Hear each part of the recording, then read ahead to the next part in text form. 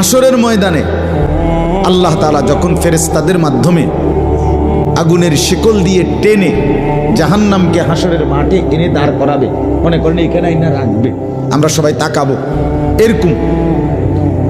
হাসরের মাঠে যখন জাহান্নামকে আনা হবে, এই জাহান্নামের দিকে এক নজর তাকাইয়া হাসরের ময়দানের সমস্ত নাফরমান পাপী বেঈমান আবারও বলবে আল্লাহর কাছে, রব্বানা আখিরনা ইলা আজালিন করিব, আল্লাহ একটু সময়ের জন্য দুনিয়াটা আবার ফেরত দেন, হায়াত আবার ফেরত, সময়গুলো আরেকবার দেন, আরেকটু সময় দেন, নজিব দাওয়াতাক,